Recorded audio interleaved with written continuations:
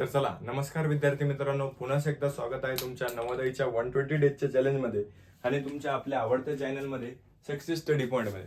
तर बघा, व्यवस्थित लक्ष द्यायचं आहे. आपला 15 चॅप्टर सुरू झालेला आहे.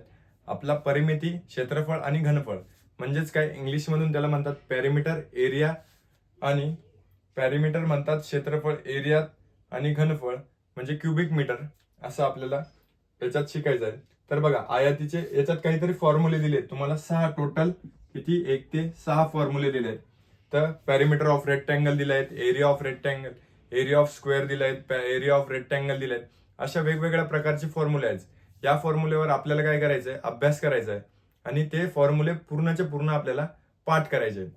बघा, आयातीची परिमिती काय दिले, 2 इंटू लेंथ प्लस ब्रेथ म्हणजे लांबी प्लस रुंदी, म्हणजे एरिया ऑफ पेरिमीटर आपल्याला दिले आहेत की काय, 2 इंटू एरिया ऑफ रेक्टँगल आपल्याला दिले आहेत, 2 इंटू लेंथ प्लस ब्रेथ. तर व्यवस्थित लक्ष द्या.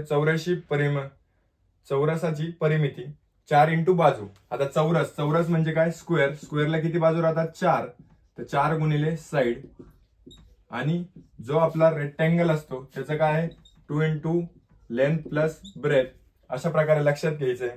बघा, आयताचे क्षेत्रफळ दिले, लांबी गुणिले रुंदी, हे सोपं आहे. चौरसाचे क्षेत्रफळ, आता चौरसाचे जर क्षेत्रफळ काढायचं आपल्याला, तर त्याच्या 6 साईडचा काय करायचं, आपल्याला स्क्वेअर घ्यायचा आहे. स्क्वेअर म्हणजे त्याची जर साईड आपल्याला दिली आहे 4 सेंटीमीटर, तर त्याचा स्क्वेअर, त्याचं क्षेत्रफळ काय, 16.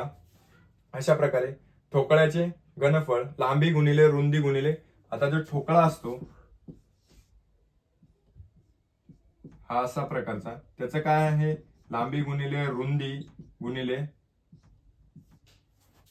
रुंदी गुणिले उंची, आणि घनाचे घनफळ, बाजूचे म्हणजे साइड क्यूब. हे सर्व फॉर्म्युले तुम्हाला पाठ करायचे आणि व्यवस्थित तुमच्या नोटबुक मध्ये तुम्हाला व्यवस्थितरित्या लिहून घ्यायचे आहेत. बघा, एवढे फॉर्म्युले झाले की आपल्याला बघायचे काटकोनाचे. आता पायथागोरस ट्रिपलेट तर तुम्हाला माहिती असतं. पायथागोरसचा थेरम माहिती तुम्हाला, A square equals to B square plus C square. म्हणजेच काय, पायथागोरसचे 3 आपल्याला जर ट्रायंगल दिलेला आहे, तर ए बी सी म्हणजे हे बाजूची जर आपल्याला हायपोटेनियस विचारली, तर ह्या दोघांची ऍडिशन म्हणजेच ह्या दोघांची ऍडिशनची स्क्वेअर म्हणजेच याचा पण स्क्वेअर असतो.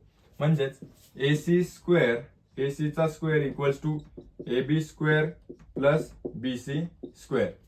हायपोटेनियस, पायथागोरसचा थेरम माहिती तुम्हाला, पायथागोरस ट्रिपलेट पण माहितीच असेल हवं. तर हा फॉर्म्युला आहे. आणि आपल्याला लास्ट या चॅप्टरचं शिकायचं आहे. तर या चॅप्टर मध्ये आपल्याला दिलेलं आहेत काय, व्यवस्थित, हे खूप महत्वाचं आहे, एकाकान संबंधित सूत्रे. तर 1 सेंटीमीटर इक्वल्स टू काय, 10 मिलीमीटर. पुढे 1 metre equals to 100 centimetre. 1 square metre equal to 100 square millimetre. आणि 1 metre equals to 1000 metre square centimetre square, सेमी स्क्वेअर आहे. तसंच तिकडे चौरस, 1 चौरस इक्वल्स टू 10,000 चौरस सेमी. 1 घन सेमी इक्वल्स टू 10,000 घन मिमी म्हणजेच मिलीमीटर. मिमी म्हणजे काय, मिलीमीटर. 1 घन मिमी म्हणजे 1 cubic metre equals to 10 lakh घन सेमी. आणि 1 घन इतकं काय आपल्याला माहिती पडत नाही, फक्त आपल्याला हे लक्षात ठेवायचं, 1 सेंटीमीटर इक्वल्स टू 10 मिलीमीटर आणि 1 मीटर इक्वल्स टू 100 सेंटीमीटर. एवढं लक्षात ठेवलं तर सफिशियंट आहे. हे व्यवस्थित ह्या चॅप्टरचा एवढं काही, हे सर्व जितकं आपल्याला काही दिलं आहेत आणि फॉर्म्युलेज दिलेत, ते व्यवस्थित पाठ करून घ्यायचे आहेत आणि लक्षात ठेवायचे आहेत. आणि किती मीटरला किती सेंटीमीटर होतं हे पण व्यवस्थित लक्षात ठेवायचं आहे. तर तुम्हाला हा व्हिडिओ जर आवडला असेल तर नक्की लाईक करा, सबस्क्राईब करा, चॅनलला सबस्क्राईब करा आणि जास्तीत जास्त शेअर करण्याचा प्रयत्न करा.